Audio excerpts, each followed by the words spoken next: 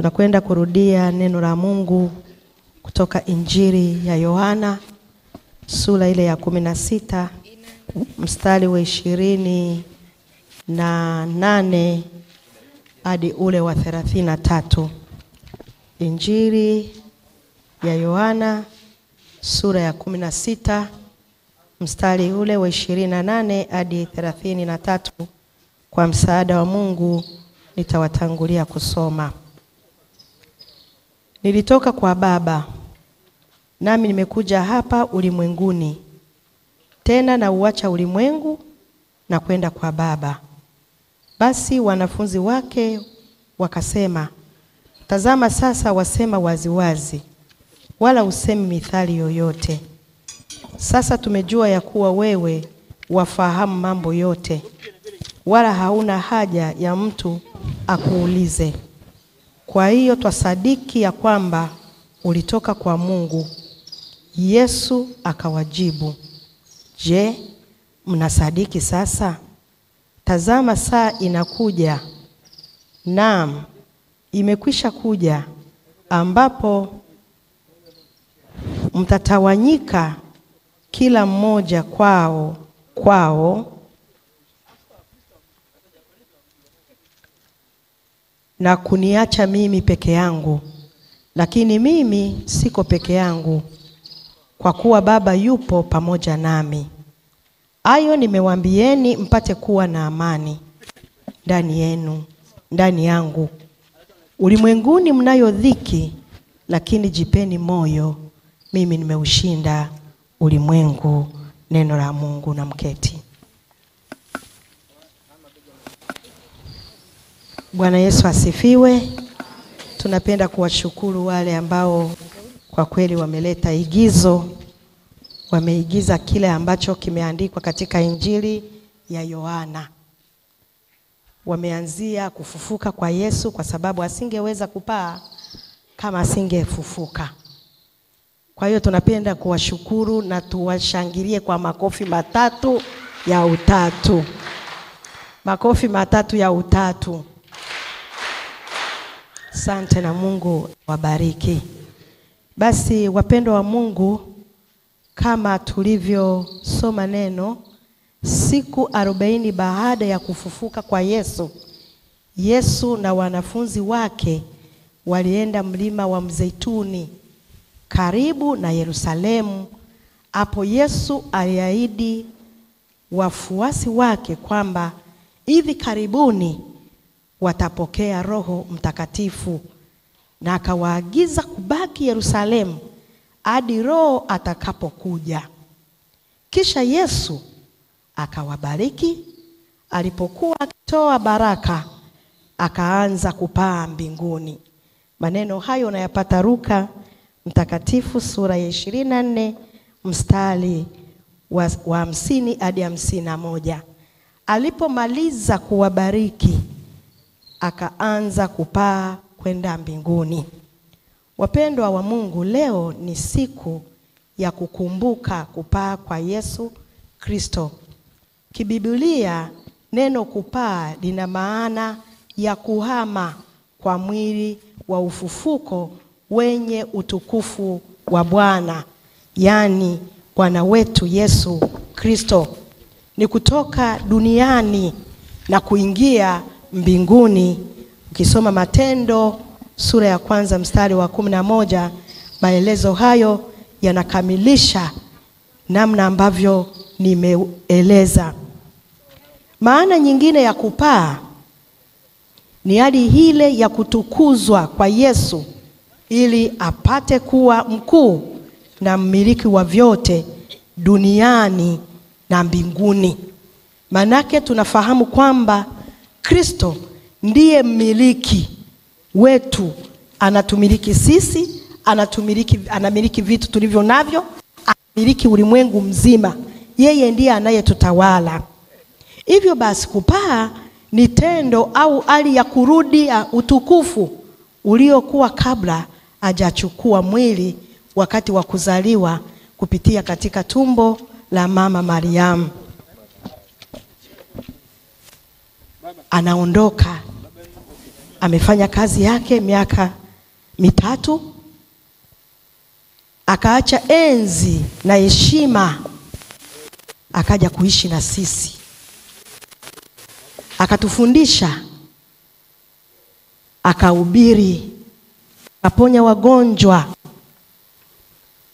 akafufua wafu, akamdhihirisha na kumuonyesha Baba yake kazi aliyomtuma. Mwisho akapaa kwenda mbinguni, ameketi mkono wa kuume wa Mungu Baba. Wakati utakapofika atakuja kutuhukumu tena. Yesu amepaa mbinguni kwanza ili apokee tuzo kwa kazi aliyofanya. Ukifanya kazi nzuri, si wanakupongeza? Wamefanya kazi nzuri hapa, tumewapongeza. Na Yesu alitumwa kwa makusudi ya kuja hapa duniani kwa kazi maalumu ambayo alitumwa kuja kuifanya. Na alipomaliza akaenda kwa Baba yake, anaenda kutoa ripoti kwamba kazi ulionituma ya kuhubiri Injili, kazi ulionituma ya kuwafundisha wanafunzi wangu kuwaacha kwa ajili ya huduma, Mungu, nimeifanya na nimemaliza. Sasa anarudi kwa Baba yake kutukuzwa. Sifa na utukufu vinarudi kwa Mungu wake ambaye ni Baba yake. Amekwenda kuvikwa taji ya ushindi. Kristo ni mshindi. Ametushindia mambo mengi katika maisha yetu. Ukikaa karibu na Mungu, anakuelekeza la kufanya, anakuongoza, anakustiri mahali ambapo kunahitaji kustiliwa. Kama kuna aibu, Mungu anaistiri. Kwa hiyo tumekaa na Yesu kutufundisha ni namna gani sisi kama wanafunzi, sio wale tena akina Petro. Wewe mwambie jirani yako, wewe ni mwanafunzi wa Yesu.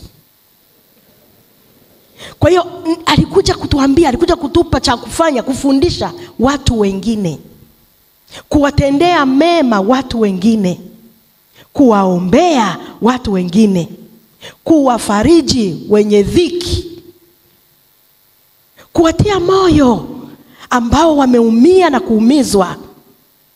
Yesu ametufundisha sisi wanafunzi ili tuende kufanya kazi hiyo.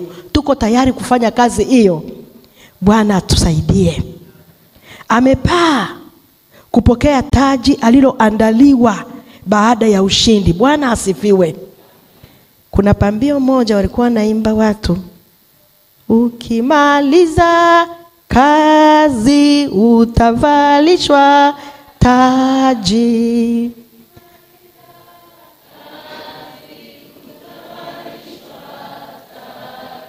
Ukimaliza kazi ya Bwana utavalishwa taji.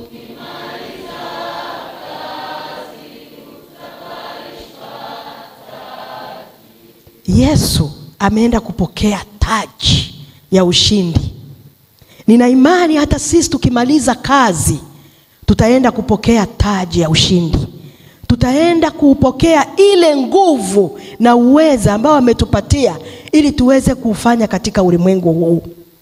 Akawaambia, basi Bwana Yesu baada ya kusema nao wanafunzi wake, akachukuliwa juu mbinguni, akaketi mkono wa kuume wa Mungu Baba. Tunasoma Marko sura ya 16 mstari wa 19.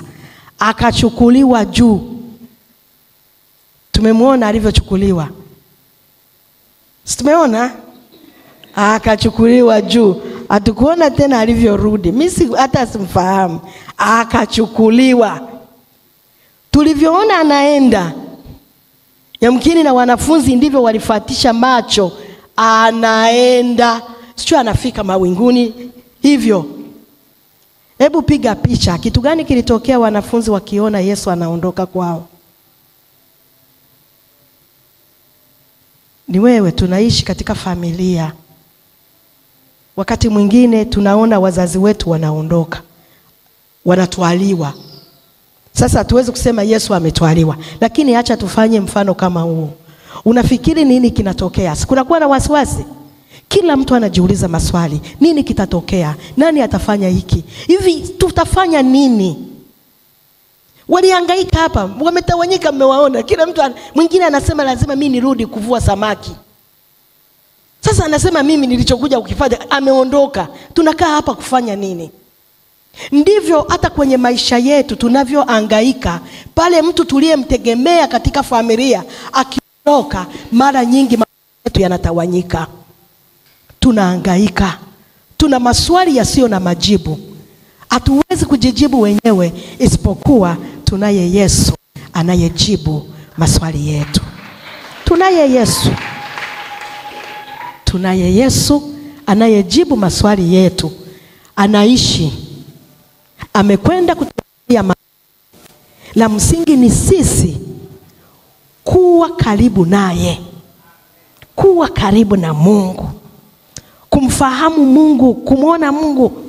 Nataka nimjue Yesu, nizidi kumfahamu, nizidi maanake niongeze nguvu za kumfahamu Yesu. Ni nani kwenye maisha yangu? Ni nani kwenye maisha yako? Ni nani kwenye maisha ya familia? Ni nani kwenye kazi? Ni nani kwenye wajibu ambao umepewa?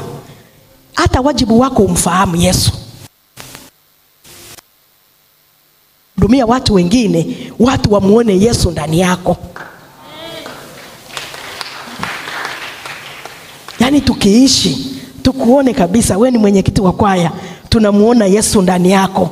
Namna watu wako unavyowaendesha, namna unavyokaa nao, namna unavyotembea nao katika huduma na katika kazi. Wafuasi na wao wanahitaji kusikiliza Yesu. Na wafuasi wanahitaji kumsikiliza yule anayewaongoza. Kwa hiyo sisi sote tunafanya kazi kwa pamoja. Yesu alifanya vizuri sana. Alikuwa na umoja na wanafunzi wake. Aliwapenda kwa namna walivyokuwa. Mwambie jirani yako, Mungu anakupenda jinsi ulivyo. Tofauti unazoonyeshwa zisikupe shida. Yesu anakupenda namna ulivyo. Na hizo tofauti ataziondoa kwa jina lake. Kwa sababu tumekuwa mara nyingi tukiangalia tofauti mambo tulio nayo. Lakini mimi nina mambo yangu, tofauti zangu. Natamani Mungu anisaidie, kama haziwezi kuleta utukufu mbele ya watu na mbele za Mungu, Mungu aniondolee, kwa sababu ndiye anaweza. Kwa hiyo Mungu wetu anapopaa mbinguni, anapopeleka ripoti yetu, anatamani sisi tuwe kama yeye, tufanane kama Mungu. Tumfanane, anatamani tufanane, anatamani tuvumiliane, anatamani tuchukuliane. Anatamani Mungu wetu kila wakati, anatamani tupendane, tuchukuliane. Aliwachukulia wanafunzi. Wewe kulikuwepo watu wagumu. Yaani mpaka wewe niambie, mtu anamuuliza anasema, "Hivi wewe ndiye Yesu?" Akasema, "Gusa kwenye." Akasema, "Wewe sio." Ni maswali mangapi mnakutana nayo huko kazini? Ni mengi. Mengine hayana majibu. Lakini ukikosa jibu, mwambie Mungu unajibu. Wewe ukikosa jibu, sio lazima utafute jibu. Mwambie Mungu unajibu. Yesu anatupenda. Yesu anayepaa. Yesu anayekwenda kuandaa makao. Ametuambia atarudi tena kutuchukua. Sasa tunachukuliwa tukiwa watu wa namna gani? Tunachukuliwa au tunaachwa? Mungu atusaidie, asiwepo hata mmoja wa kubaki. Asiwepo hata mmoja, kwa sababu Mungu wetu anatuhakikishia, anasema, "Msifadhaike mioyoni mwenu. Muamini Mungu, niaminini nami." Kwa nini unafadhaika? Kwa nini unahangaika? Kwa nini unateseka? Unataka kumridhisha nani? Mridhishe Mungu. Mridhishe Mungu. Kwa nini unahangaika? Kwa nini unateseka? Kwa nini unafadhaika? Kwa nini unaumia, unalia, unaumizwa, unalia? Amesema msifadhaike, msihangaike, msikie mashaka, mimi niko pamoja nawe. Sasa jamani, Mungu ametuhakikishia mambo mengi. Sijui tunatamani tufanye nini. Anakuambia usiogope. Mimi nitakuwa pamoja. Nitakushika. Nitafanya nini? Nitakuvusha. Utafika ng'ambo ukiwa salama. Lakini hayo maneno mbona hatuyasemi hatuyaiti wakati ambapo tunapita katika changamoto? Unakuta mtu amepita kwenye changamoto mpaka amekana habari ya Mungu kabisa. Mwingine anakuambia mimi sijui kama Mungu yupo. Mwingine anakuambia sijui nifanye nini. Lakini nikwambie na nikuhakishie, Mungu yupo. Katikati ya changamoto yeye yupo. Katikati ya huzuni yuko pale akikuhudumia. Katikati ya taabu yako yeye anaijua na yupo kukusaidia.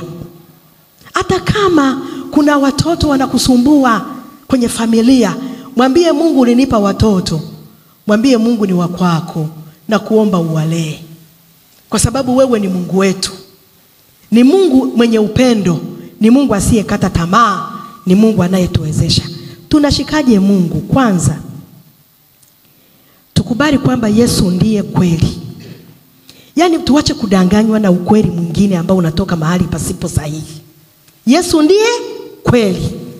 Yesu ndiye kweli. Tukijua kwamba Yesu anachosema ni kweli, hatutahangaika wala kubabaika. Lakini jambo la pili, neno lake ni kweli. Neno lake ni kweli. Alijawahi kudanganya. Neno lake ni kweli.